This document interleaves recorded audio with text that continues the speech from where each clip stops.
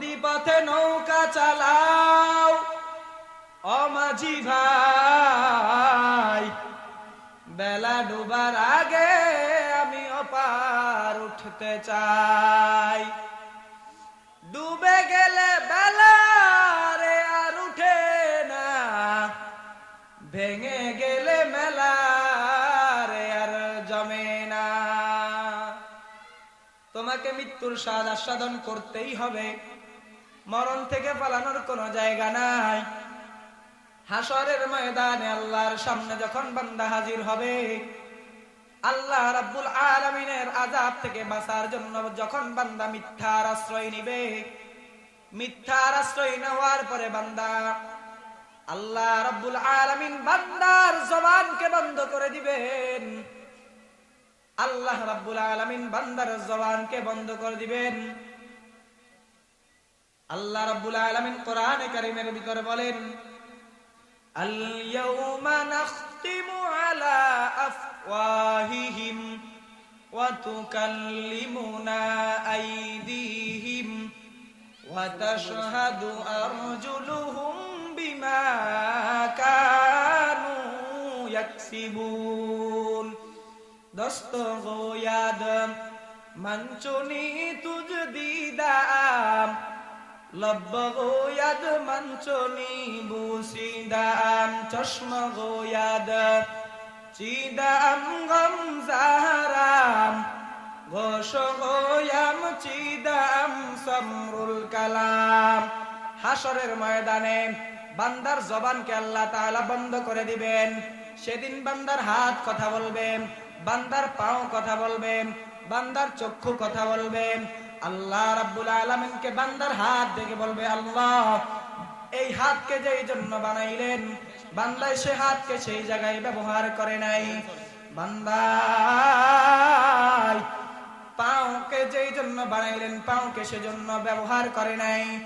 এই চক্ষুকে বান্দার জন্য যেই জন্য ব্যবহার বানাইলেন, বান্দা এই চক্ষুকে সেজন্য ব্যবহার করে নাই। আল্লাহ বলে, আমি তোমাদেরকে মাটি দ্বারাই সৃষ্টি করেছি, আবার তোমাদেরকে এই মাটির ভূগর্ভে তোমাদেরকে নিয়ে যাওয়া হবে, আবার তোমাদেরকে উত্তোলন করা হবে।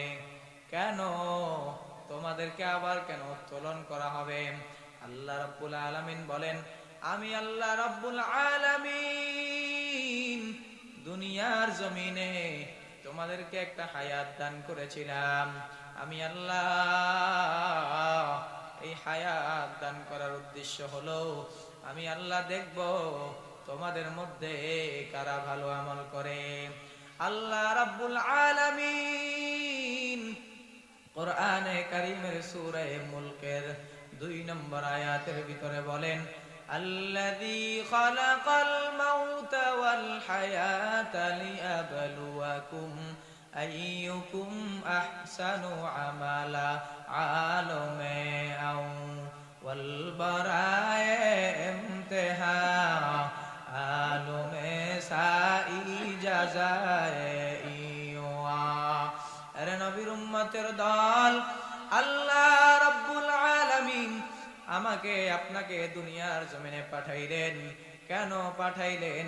আল্লাহ নিজে ডাক দিয়া বলেন, আমি তোমাদেরকে দুনিয়ার জমিনে পাঠাইলাম একটা উদ্দেশ্য নিয়া। সে উদ্দেশ্য কি? আল্লাহ নিজে ডাক দিয়া বলেন, আইয়ুকুম আহসানু আমালা, আমি আল্লাহ দেখব তোমাদের মধ্যে কারা ভালো আমল করে। কেমন আমল? আল্লাহ বলে, আমি আল্লাহ চাই না তোমাদের মধ্যে কারা বেশি আমল করবা। আমি আল্লাহ এই কথা বলি নাই, আমি আল্লাহ বলছি তোমাদের মধ্যে কারা ভালো আমল করবা। ভালো আমল যারা করবা, আমি আল্লাহ তাদের আমলগুলা দেখব। কি আমল? আল্লাহ কয়, ভালো আমলের জন্য আমি আল্লাহ পাঠাইলাম। আরে নবীর উম্মতের দল, আল্লাহ রাব্বুল আলামিন দুনিয়াতে পাঠাইলেন জিন এবং ইনসান, দুই জাতিকে আল্লাহ পাঠাইলেন। আল্লাহ রাব্বুল আলামিন বলেন, আমি জিন এবং ইনসান এই দুই জাতিকে দুনিয়ার জমিনে পাঠাইলাম। কিছু সময় নির্ধারণ করে আমি আল্লাহ পাঠাইছি। কেন পাঠাইলাম?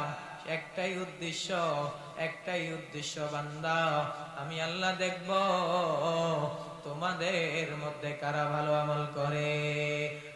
अमाल से बनती है ये जन्नत भी जहन्नम, अमाल से बनती है ये जन्नत भी जहन्नम, ये खाक फितरत में न नारी है न नूरी, ये खाक फितरत में न नारी है न नूरी, इखलास की अमाल ये जन्नत की हमरा, इखलास की अमाल ये जन्नत की हमरा, फरहेज की मकासद है जो तक़वा से हासिल मंद, फरहेज की मकासद है जो तक़वा से हासिल मंद। আল্লাহ বলে আমি পাঠাইলাম, একটা উদ্দেশ্য নিয়ে পাঠাইলাম। কেন রে পাঠাইলাম? শুধু একমাত্র উদ্দেশ্য হলো আমি আল্লাহর গোলামি করবা, আমি আল্লাহর ইবাদত করবা, আমি আল্লাহর দাসত্ব করবা। হে মুমিনের দল, আল্লাহ কয় আমি আল্লাহ পাঠাইলাম। কি থেকে বানাইলাম? আল্লাহ কয় আমি আল্লাহ তোমাদেরকে বানাইলাম। খলাকাতু মিনাত তিন, আমি তোমাদেরকে বানাইলাম মাটি দ্বারা বানাইলাম। হ্যাঁ মাটির মানুষ। আল্লাহ কয় মাটি যেমন উপরে মারলে নিচে চলে যায়, মাটি সবার নিচে থাকে।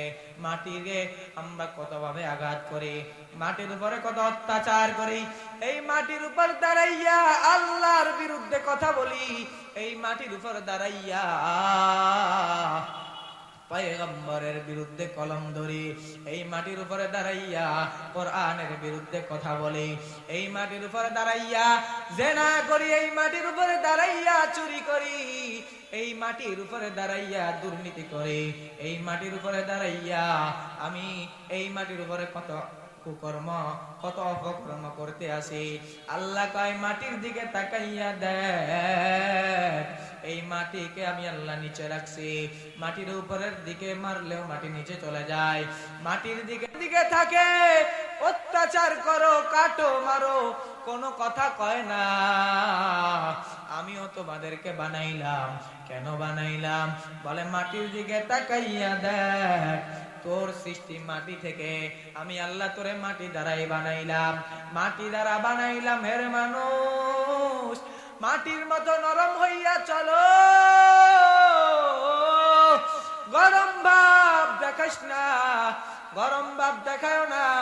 তোমার চেয়ারম্যানগিরি, এমপিগিরি, মন্ত্রীগিরি, প্রধানমন্ত্রীগিরি আল্লাহর কাছে কোনো দাম নাই, আল্লাহর কাছে কোনো দাম নাই।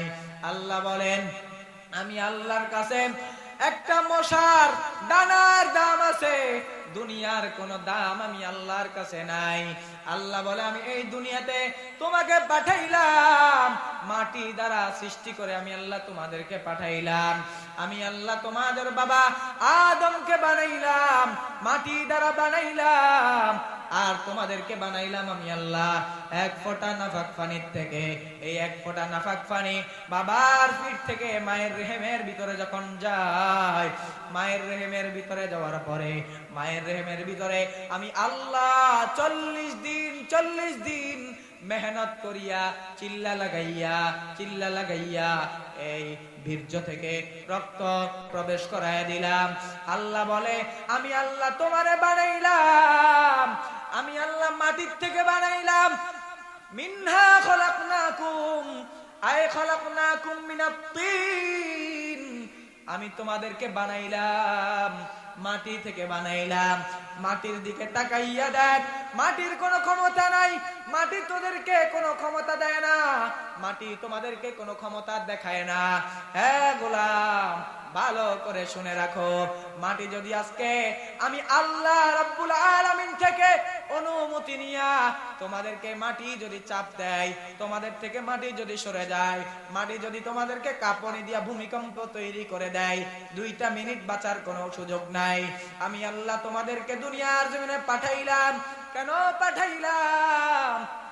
আল্লাহ কয় দুনিয়ার জমিনে আসছো ইবাদত নিয়ে, আমি আল্লাহর কাছে আসবে, আমি আল্লাহ তোমাদেরকে আবার পরকালে জাগ্রত করব, তোমাদেরকে আবার কবর থেকে উঠাইব। কিভাবে উঠাইব? আল্লাহর এক বান্দা তার সন্তানদেরকে ডাক দিয়া বলে, রে সন্তান, আমি জীবনে এমন কোন গুনাহ নাই আমি করি নাই, এমন কোন গুনাহ নাই রে সন্তান আমি করি নাই। আমার মৃত্যুর পরে যদিও আমি মুসলমান, কিন্তু তোমরা আমার যখন মৃত্যু হয়ে যাবে, তোমরা আমাকে কবর না দিয়া, তোমরা আমাকে গোরস্থানে দাফন না করিয়া, তোমরা আমাকে কয়লার মতো করে জ্বালাইয়া ফেলবা, আগুন দিয়া জ্বালাইয়া ফেলবা। জ্বালাইয়া ফেলার পর আমার দেহটা যখন, আমার এই 3 হাত 3.5 হাত বডিটা যখন কয়লা হয়ে যাবে, মরিচিকার মতো কালো কালো অন্ধকার কয়লা হয়ে যাবে, এই কয়লাগুলাকে তোমরা কিছু কয়লাকে সাগরের মধ্যে ফেলে দিবা, আর কিছু কয়লাকে তোমরা মরুভূমির পাহাড়ের মরুভূমির বালুময় এলাকায় ছিটে দিবা, যেন আমার এই দেহকে আল্লাহ রাব্বুল আলামিন খুঁজে না পায়। বলে কেন আব্বাজান আপনি তো মুসলমান? এবার বলে আমি এমন গুনাহ করেছি আল্লাহ রাব্বুল আলামিন আমাকে ক্ষমা করবে না। সন্তান বাবার কথা অনুযায়ী বাবার যখন মৃত্যু হয়ে যায়, বাবার মৃত্যুর পরে সন্তান এলাকার চেয়ারম্যান মেম্বার থেকে অনুমতি নিয়া মুসলমানের লাশ লাকড়ি দিয়া জ্বালাইয়া ফেললো। জ্বালানোর পর তার এই শরীরটা যখন কয়লা হয়ে গেল, কিছু কয়লাকে সাগরের ভিতরে ফেলে দিল, আর কিছু কয়লাকে সমুদ্রের ভিতরে, কিছু কয়লাকে মরুভূমির বালুময় এলাকার ভিতরে ছিটে দিল। এবার হাসরের ময়দানে আল্লাহ রাব্বুল আলামিন ওই বান্দাকে তুলবেন। তুলার পর আল্লাহ ওই বান্দাকে জিজ্ঞাসা করবেন, এ বান্দা, তুই তো মুসলমান ছিলি, তুই যেই কাজটা করেছো, তোর সন্তানদেরকে যেই কাজটা শিখিয়ে দিয়ে এসেছো, ওসিয়ত করে আসছো, এইটা তো সনাতন ধর্মের লোকেদের কাজ। সনাতন ধর্মের লোকেরা মারা গেলে তাদেরকে আগুনে পোড়ানো হয়, কিন্তু তুমি তো মুসলমান ছিলা, কেন তোমাকে তোমার সন্তানদেরকে বললা আগুনে জ্বালাইয়া দিতে? আল্লাহর বান্দা ওই দিন ডাক দিয়া বলবে, মালিক, আমার ভিতরে এমন গুনাহগুলা ছিল যেইগুলা তো আমি জানি রে আল্লাহ, আপনিও জানেন। আমার ভিতরে এত গুনাহ ছিল যে আমি এত গুনাহ করে আসমান জমিন নাপাক বানায় ফেলছি। আমার গুনাহকে যদি পাহাড়ের উপর উঠায় দেওয়া হইতো, আমার ওই গুনার ভার পাহাড় সহ্য করতে পারতো না। আমি যখন ওলামায়ে কেরাম যখন বয়ান করে, ওলামায়ে কেরামের জবান থেকে আমি শুনেছি, আপনার জাহান্নামের আযাব অনেক কঠিন, আপনার জাহান্নামের আযাব অনেক ভয়ঙ্কর, আমি সহ্য করতে পারবো না। আপনার আযাবের ভয় আমার অন্তরের ভিতরে কাজ করেছে। আমি আপনার আযাবের ভয়ে আমার সন্তানদেরকে এমন ওসিয়ত করেছিলাম। আল্লাহ রাব্বুল আলামিন বলেন, তুমি যেহেতু আমার আযাবের ভয়ে তুমি তোমার সন্তানদেরকে বলেছিলে যে তোমার শরীরটাকে আগুনে পুড়িয়ে ছাই বানিয়ে দেওয়ার জন্য আমি আল্লাহ রাব্বুল আলামিন তোমার জীবনের সব গুনাহগুলা ক্ষমা করিয়া তোমাকে আমি আল্লাহ তাআলা জান্নাত দান করিয়া দিলাম। আল্লাহ রাব্বুল আলামিন আমাদেরকে পাঠাইলেন, আমরা সৃষ্টি হলাম মাটি থেকে। হ্যাঁ টাকাওয়ালা ভাই, তোমার টাকার গরম আজ আছে কাল থাকবে না। আপনাদের কোম্পানিগঞ্জের টাকাওয়ালা, এই নোয়াখালীর যে টাকার মালিক, বেশি টাকার মালিক, বড় ধনী, এই ব্যক্তির পাওয়ার চট্টগ্রাম গেলে চলবে নি? চট্টগ্রাম গেলে এই ধনীর পাওয়ার চলবে না। চট্টগ্রামের ধনী, তার টাকার পাওয়ার ঢাকায় গেলে চলবে না। ঢাকায় যেই টাকার মালিক, ঢাকার সব থেকে ধনী ব্যক্তি, তার টাকার পাওয়ার ভারতে গেলে চলবে না। ভারতের টাকাওয়ালার পাওয়ার আমেরিকায় গেলে চলবে না। আর আমেরিকার টাকাওয়ালার পাওয়ার আমার আল্লাহর কাছে গেলে চলবে না। আল্লাহ রাব্বুল আলামিন আমাদেরকে পাঠাইলেন। খেয়াল করে শুনে বাবা, আল্লাহ রাব্বুল আলামিন দুনিয়ার জমিনে তাকাইয়া দেখো, নমরুদ, কারুন, ফিরাউন কত টাকাওয়ালা, নমরুদ, কারণ, ফেরাউন, সাদ্দাত কত টাকার মালিক, কত ক্ষমতার মালিক হয়ে গেল, কিন্তু ক্ষমতা পাইয়া দুনিয়াতে আল্লাহ তাদেরকে লাঞ্ছনার মৃত্যু দিলেন। ফেরাউনের লাশ এখনো মিশরের জাদুঘরে অক্ষত অবস্থায় আল্লাহ রাখছেন। ভাইরা আমার, ফেরাউন মিশরের জাদুঘরে আল্লাহ রাব্বুল আলামিন কোটি টাকার মালিকদেরকে দেখাইয়া বলে, দুনিয়ার জমিনের টাকার পাওয়ার দেখাইবা, ক্ষমতার পাওয়ার দেখাইবা না, না, ফেরাউনের দিকে তাকাইয়া দেখো, ফেরাউনের লাশ কোন মাছিও খায় না, কোন মশাও খায় না, মাটিও খায় না।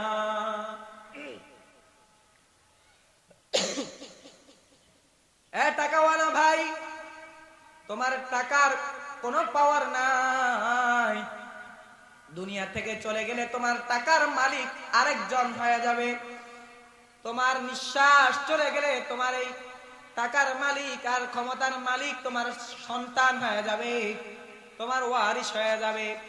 এই জন্য টাকার মালিক হলেও ক্ষমতার পাওয়ার আর টাকার পাওয়ার দেখাইও না। কোটি টাকার মালিক দেখো অভাব হয় না দূর, গরিব ঘুমায় আরাম করে মনটা বাহাদুর। ফেরাউনের লাশটা দেখো মিশর জাদুঘরে, খায় না মাছি পোকা মাটি সবাই ঘৃণা করে। হৃদয়ে থাকি বেজার নম্রতা সদা, রহমত আসিবে সেথা প্রভুর ওয়াদা। বড়র বড়াই করলে দিলে রহমত আসবে না, নিজেকে নিজে ছোট মনে করিও সদা। উঁচু জমিন থেকে পানি নিচু জমিনে যায়, তেমনি খোদার রহমত আসে নম্রতার হৃদয়। ভোগবিলাসের বাড়ি গাড়ি পড়ে রবে সব, থাকতে সময় স্মরণ করো আল্লাহ আমার রব। থাকতে সময় স্মরণ করো আল্লাহ আমার রব। আমাদের রবকে আল্লাহ, আমাদের রব আল্লাহ। নবীর উম্মতের দল, মরণ থেকে পালানোর কোন জায়গা নাই, মরণ থেকে পালাইয়া কেউ যাইতে পারে নাই। কুল্লু নাফসিন যায়িকাতুল মাউত, প্রত্যেক মানুষকে মৃত্যুর স্বাদ আস্বাদন করা লাগবে। প্রত্যেক মানুষ আল্লাহ তাআলার পক্ষ থেকে ওয়াদার যে প্রত্যেকটা মানুষ মৃত্যুর স্বাদ আস্বাদন করবে, মৃত্যু থেকে পলায়ন করার কোনো সুযোগ নাই। মরণ থেকে যতই পালাও, মরণ তোমায় নিবে গিরি। যদিও সুদূর আকাশ পানে লুকাও, সেথায় লাগিয়ে সিঁড়ি। নদী পথে নৌকা চালাও ও মাঝি ভাই, বেলা ডুবার আগে আমি ওপার উঠতে চাই। ডুবে গেলে বেলা রে আর উঠে না, ভেঙে গেলে মেলা রে আর জমে না।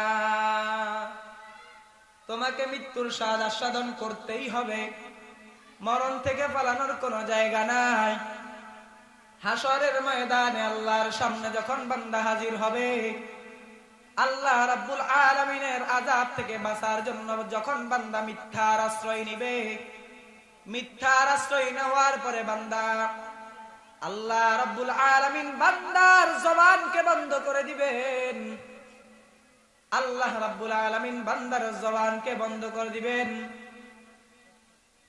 আল্লাহ রাব্বুল আলামিন কোরআনে কারীমের ভিতরে বলেন, আল ইয়াউমা নাখতিমু আলা আফওয়াহিহিম ওয়া তুকাল্লিমুনা আইদিহিম ওয়া তাশহাদু আরজুলুহুম বিমা কানু ইয়াকসিবুন। দোস্ত গো ইয়াদ मंचुनी तुझ दीदाम लब गो याद मंचुनी बूसीदाम चश्म गो याद चीदाम गम ज़हराम गोश गो याम चीदाम समरुल कलाम। হাসরের ময়দানে বান্দার জবানকে আল্লাহ তাআলা বন্ধ করে দিবেন। সেদিন বান্দার হাত কথা বলবে, বান্দার পাও কথা বলবে, বান্দার চক্ষু কথা বলবে। আল্লাহ রাব্বুল আলামিনকে বান্দার হাত দেখে বলবে, আল্লাহ এই হাতকে যেই জন্য বানাইলেন, বান্দা সে হাতকে সেই জায়গায় ব্যবহার করে নাই। বান্দা পাওকে যেই জন্য বানাইলেন, পাওকে সেজন্য ব্যবহার করে নাই। এই চক্ষুকে বান্দার জন্য যেই জন্য ব্যবহার বানাইলেন, বান্দা এই চক্ষুকে সেজন্য ব্যবহার করে নাই। হ্যাঁ মুমিনের দল, আজানের সময় হয়ে গেছে। সম্মানিত হাজিরিন, যে কথাগুলো বলেছি